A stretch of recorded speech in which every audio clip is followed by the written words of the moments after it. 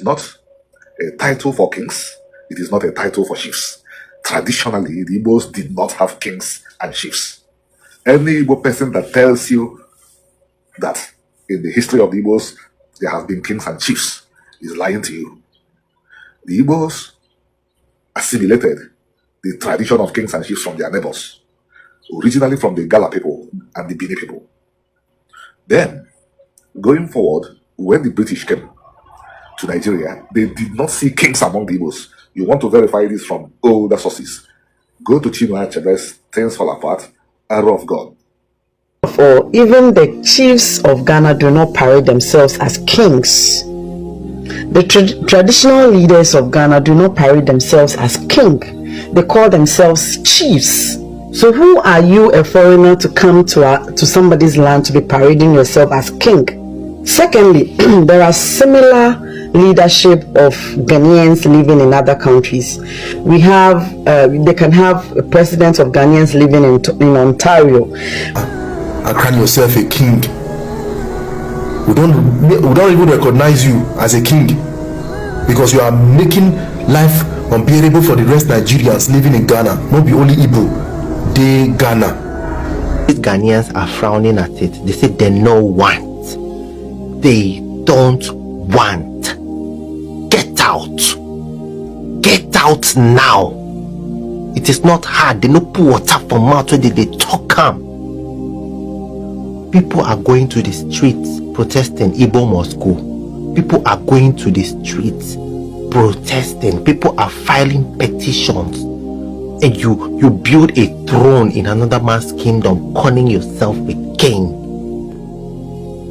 Now get mind though. On tribes alone, which is okay by me, since that's what they want to do. We cannot stop any group of people or people from meeting themselves. That is not against the law. But this speaks more about the level of division in Nigeria. I don't think there is any country in the world more divided than Nigeria. Nothing comes close, ladies and gentlemen. They are either divided by tribal lines or by their politics or by religion. And their divide is very visible, ladies and gentlemen.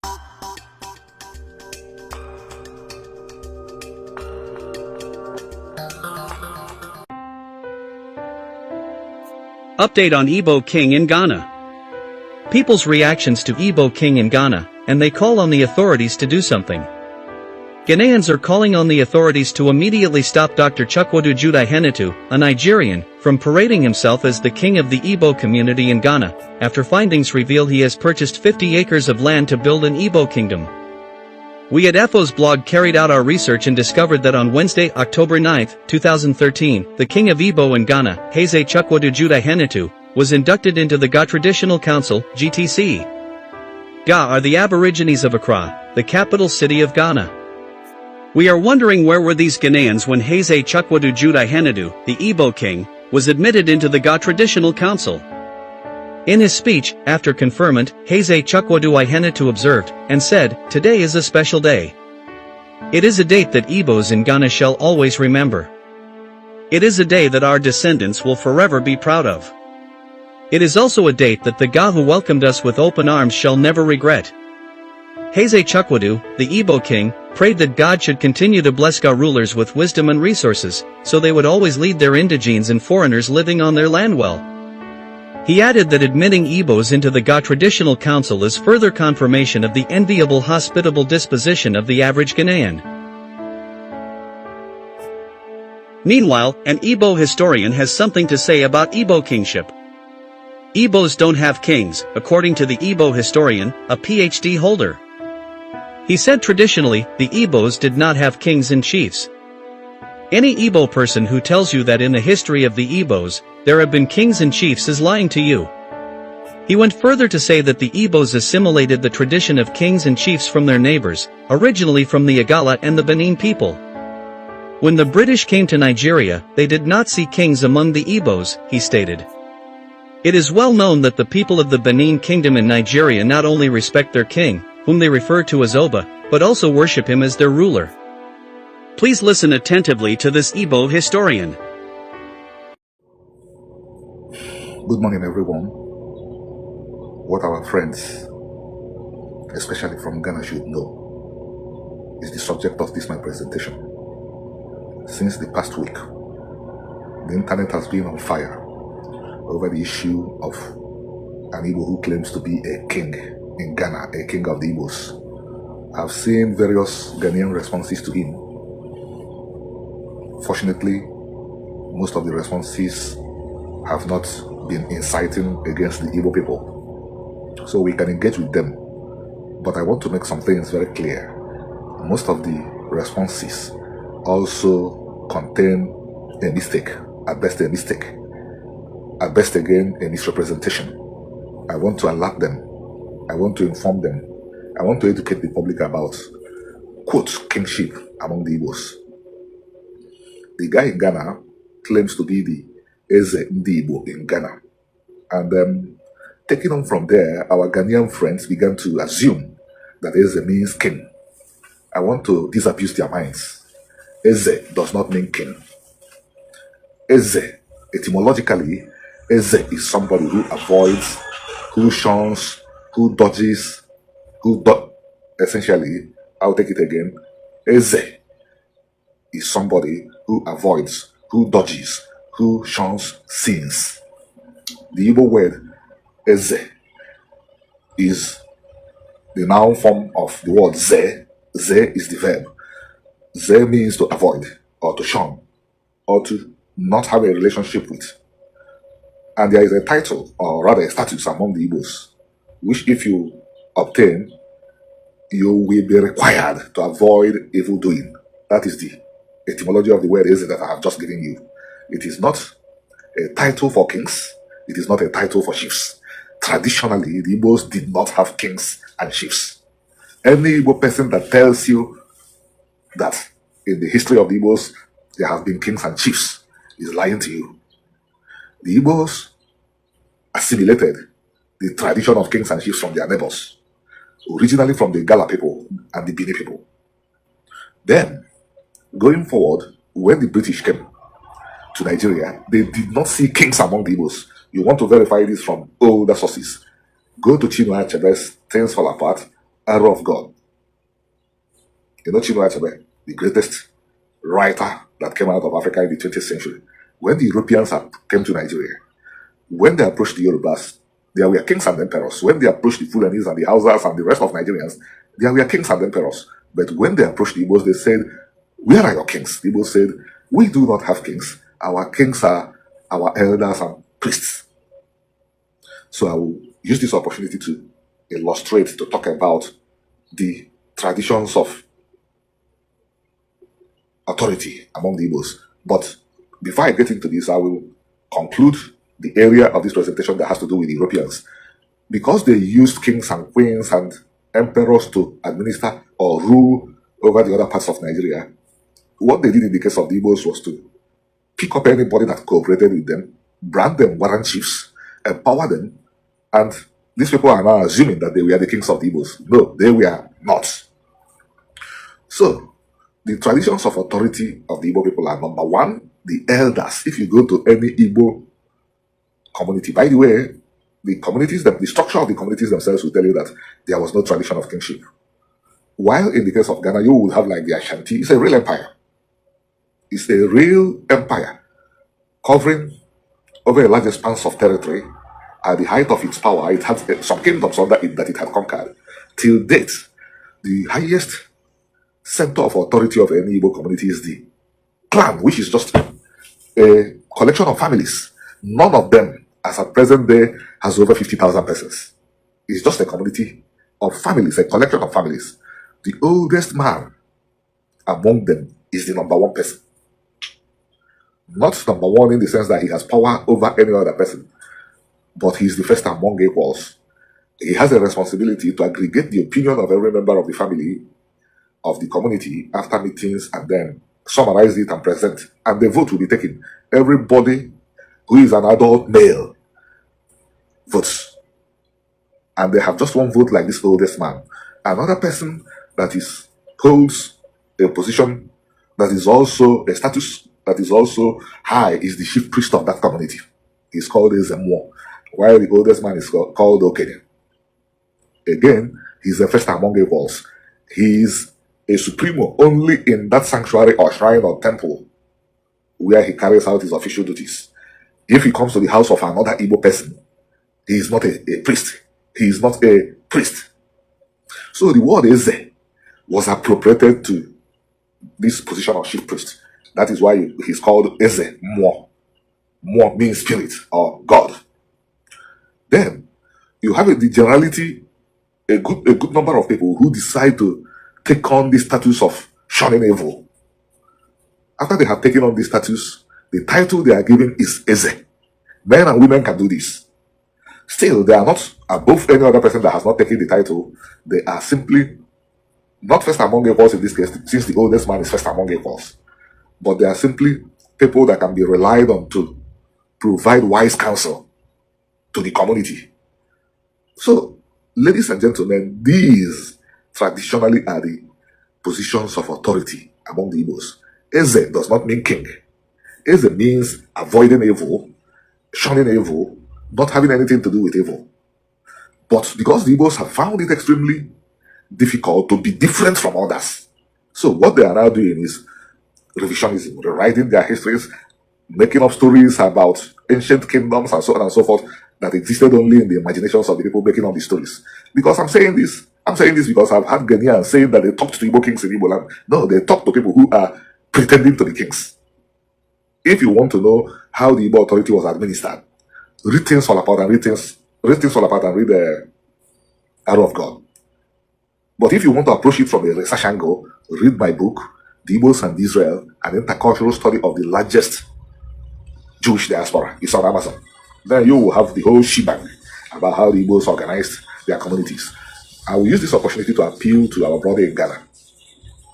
If you have served the community of the Igbos there, if you have served them and they made up their minds for you to be given a position to serve more, in order not to offend your hosts, tell the members of the Igbo community to call you the chairman of the Igbo community. We cannot afford to be at loggerheads with the Ghanaian people. Even if it is one Ghanaian that opposes your desire to be called a king, that matters. The land is their own. And they have been hosts to the Igbo people. Let us respect that, so that Ghana will not be among the places where we will say that the Igbo people were chased away. Thank you. I hope you take my counsel well. And at the same time, I appeal to our people of Ghana. The Igbos are not behind what's going on. It's a mistake by our brother. Treat him and treat the Igbo community with kindness. Have a good week. According to this Ghanaian woman, traditional rulers in Ghana don't parade themselves as kings but rather as chiefs. He also said the worrying statement from him is the fact that he is purchasing land in order to establish his own kingdom in Ghana. Which country here in Africa will allow that or permit that? Can you do that in places like Saudi Arabia? Or in other countries where kings and queens rule? We believe that his position as king in Ghana will undermine the authority of our leaders. I mean our traditional leaders who again do not pose themselves as king but call themselves chiefs, she stated. This is what she said. Please, he is king for his people in Ghana to share advice among themselves. First of all, even the chiefs of Ghana do not parade themselves as kings. The traditional leaders of Ghana do not parade themselves as king. They call themselves chiefs. So who are you, a foreigner, to come to somebody's land to be parading yourself as king? Secondly, there are similar leadership of Ghanaians living in other countries. We have, they can have a president of Ghanaians living in Ontario, president of Ghanaians living in New Jersey, president of Ghanaians living in Anambra State, president of Ghanaians living in Osun State. That is how they call themselves, because they know there are kings and chiefs in these traditional areas, and they would not want to undermine their leadership. Another worrying statement from him is the fact that he is purchasing land in order to establish his own kingdom in Ghana. Which country here in Africa will allow that or permit that? Can you do that in places like Saudi Arabia or in other countries where kings and queens rule? We believe that his position as king in Ghana will undermine the authorities of our leaders. I mean, the traditional leaders, who again do not pose themselves as king but call themselves chiefs. If he lives in Accra, it means that he is undermining the leadership and rule of the paramount chief or paramount king of Accra, meaning the Gamanche. That will be disrespectful to the Gamanche. Ghanaians have a lot of respect for their kings or for their chiefs, and so this is worrying to Ghanaians. A Nigerian man living in Ghana has accused the Igbo king in Ghana, making life unbearable for Nigerians living in Ghana. Even to get an apartment for rent in Ghana, the Ghanaians don't want to rent it out to a Nigerian because of the Igbo king in Ghana. You cannot leave your country and want to be a king in another man's country, he said. He further stated that if he wants to be an Igbo leader is different from being an Igbo king. Who crowned you a king in Ghana? And you are even sitting on a throne, having chiefs. So I want to tell all Nigerians living in Ghana that if you see something that is not right, try as much as possible to speak out, he admonished Nigerians. This is what he said. This issue about Igbo king living in Ghana that is trending everywhere, I want to quickly say something about it. I am speaking from my own opinion in case this message did not get to you very well. First, all the Nigerians that are living in Ghana, they are from different parts, different states. It is not only the Igbos that are living in Ghana. And I also want to say that if any Nigerians have issues in Ghana, we have our Nigeria embassy in Ghana that we can cry to or make complaint to, that will speak on our behalf.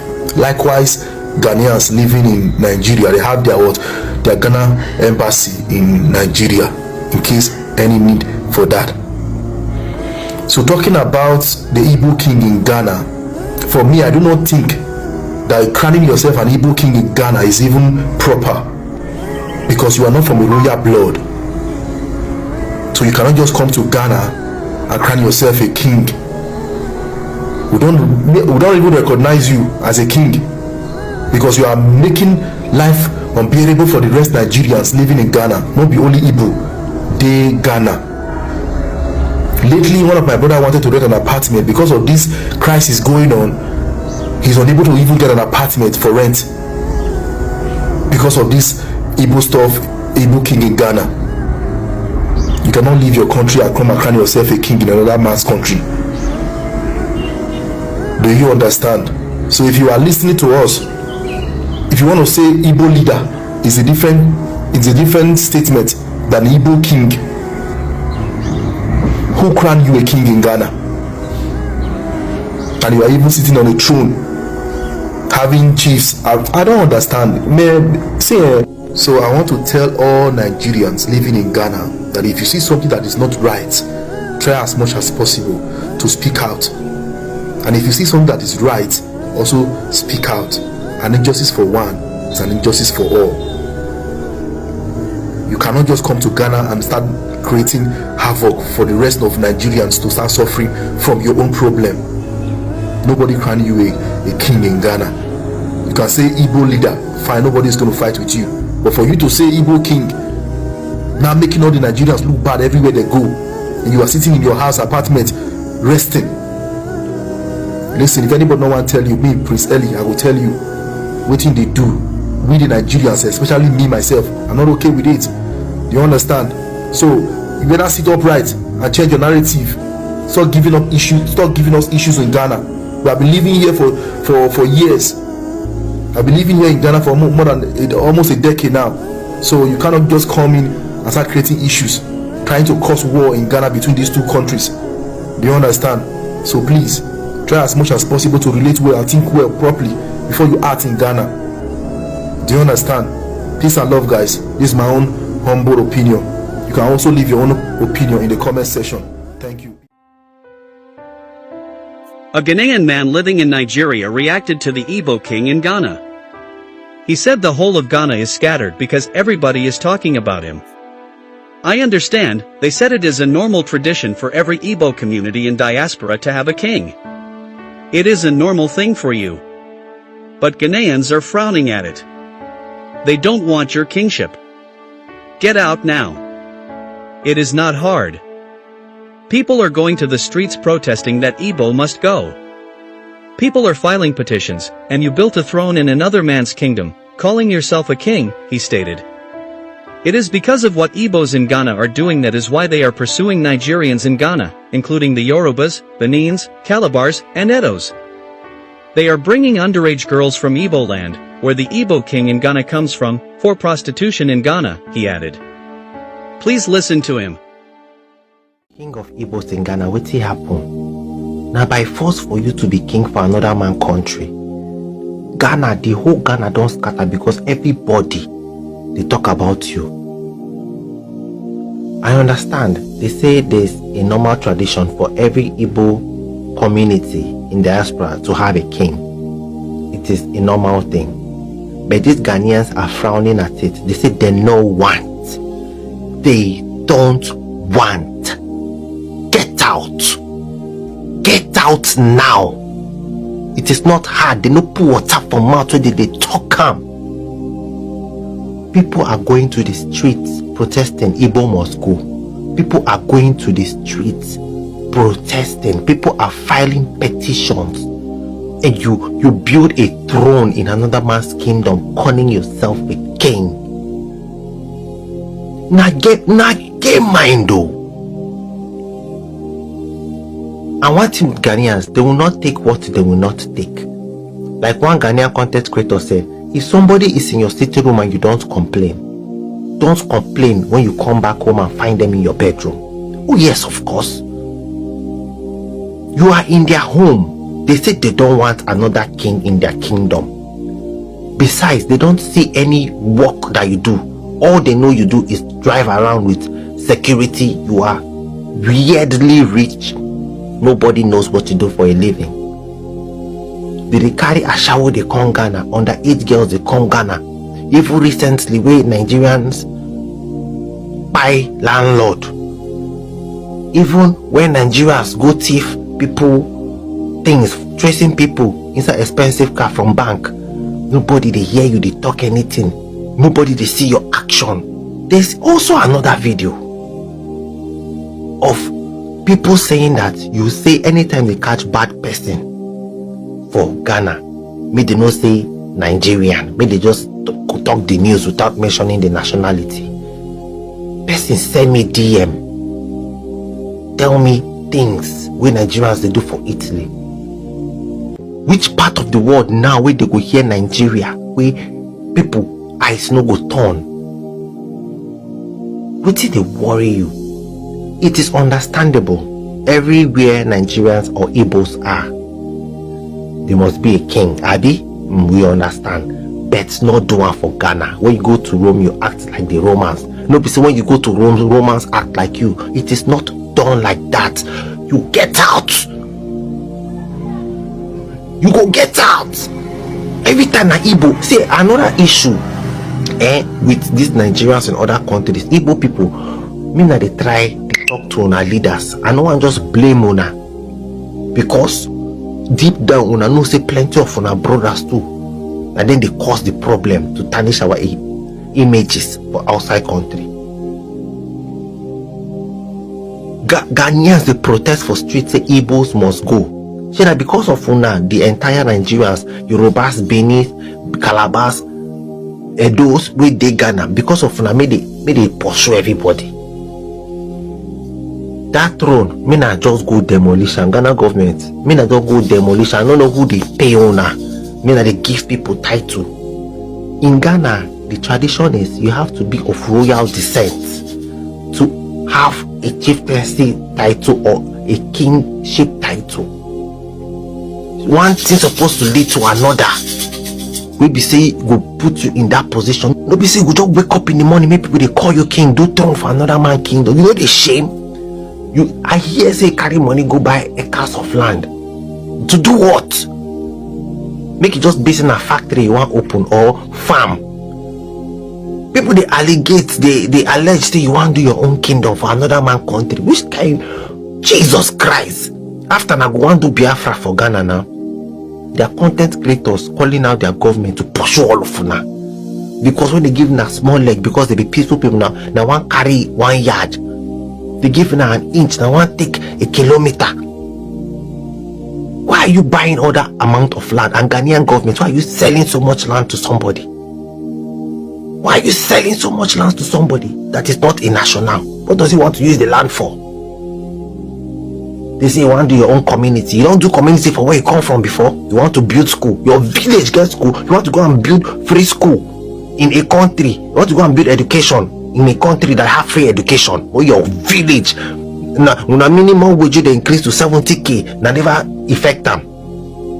Where you come from, minimum wage where they don't increase and never still affect them. People are uneducated doing courtism and you know if you come out on Mondays, go to the east. They do sit at home because all these Talibans and ruthless people they take over the streets. Go and watch videos of the east now. People they scatter people for markets. All of them the whole color want to go and be king in another man's perfect land. As if they'll sit down, fold their legs and their hands and watch you do it. Now they wake up. Oh, the world is enough for the wise. Me, I be Ghanaian already. I have nothing to lose. If they pursue us from Nigeria, go Ghana. If they pursue us from Ghana, I still go Ghana. They give you opportunity, make you hustle. Go hustle. Don't go to drag down with people in Ghana. Who do you want to be in another man's country? Rumor has it that people they see you for occasions, they prostrate for you. A lot of people say you are a nice man, you are a calm man. Yes, a lot of people come. Even on my life today, somebody came and said that man is a nice man. That man has never boasted or bragged. Yes, but the problem is say the bad things where your people to do for that country, where you instill yourself as king, no, we never hear you frown at them. The things where you don't talk, we go viral, we reach our ear. They say you they tell them, say if they talk news, make they know they mention the nationality because you know say your people they do bad thing well. They pack Igbo girls from where you come from. Igbo girls they pack them. They come Ghana. They come sell their kuntus. But what you don't talk, what you don't do about them? Not be by call yourself king. Ghanaians they walk like that. They show walking. Ghanaians they walk with evidence. They do plastic love.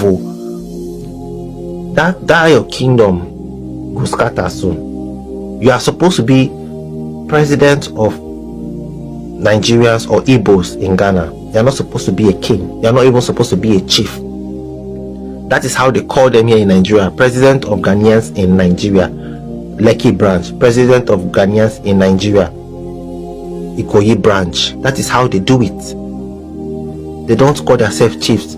If they call people chiefs, those people must be royalty. And if you want to be a chief or a king of your people in another man's country, you do that at your own house, not in another man's country. And Ghanaian government, you people should check this thing. The Igbos reached out to the broadcaster who brought the Igbo king in Ghana to the limelight. They said Heze does not mean king, that king is Obi. Like the Obi of Onitsha. They said the royalties they are submitting to are Obis. They further told him that it is not a political movement, nor a royal or kingdom expansion, nor a Biafran movement, but it is a purely Igbo cultural thing amongst them to mobilize and to get to know each other, to do business and be of assistance to one another amongst their kinsmen. This is his take on Igbos and Nigeria. Why is this Igbo king more popular than the Nigerian High Commissioner in Ghana? What is his source of income? What business does he do to afford the lifestyle that he has? He is a wealthy man, he added. He further stated that for what he has noticed about Nigeria, there is no country that is as divided as Nigeria. They are either divided by tribal lines or by their politics or by their religion, and their divide is very visible, he said. Please watch the video. 24 hours ago, I published this video about the Igbo king in Ghana, on how most Ghanaians and myself feel about his activities in our country. And I'm speaking specifically about his involvement in our politics and chieftaincy activities in Ghana. I wanted to make sure he was reminded of his status living as a non-Ghanaian and therefore couldn't be enthroned as a king under any circumstance in our country. Then I started receiving calls from mostly Nigerians living overseas and in Nigeria on their reaction to my video. I want to summarize all they said in one page so I can also respond to what they said. So this is how it went. Cyrus, you got it all wrong on this one. We love your channel and your push for the unity of Africa, and especially your research works. But on this one, you totally missed it. I see. It is an Igbo thing we do all around the world for the purpose of uniting our people wherever we find ourselves, and has no political ties to it. Please bear with me, ladies and gentlemen. I am just paraphrasing what they said. We, the Igbo people in Nigeria, therefore recognize such groups and chiefs, but disapprove of their interest in making it a political movement or associating it with the politics of the host country. They also said that's how we, the Igbo people, are able to bring our people under checks when it has to do with doing the right things in the countries where we live. Therefore, we have similar associations in other states in Nigeria and in every other part of Africa. This is coming from them.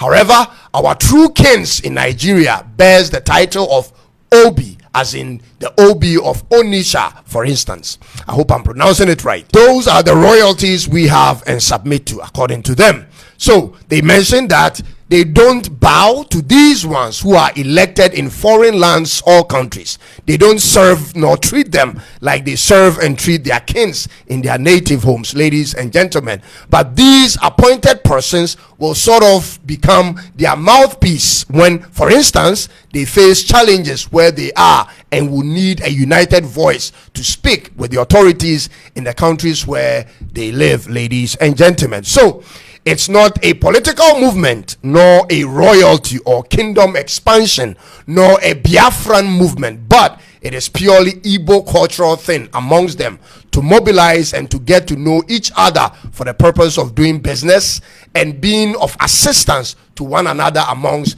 their kinsmen.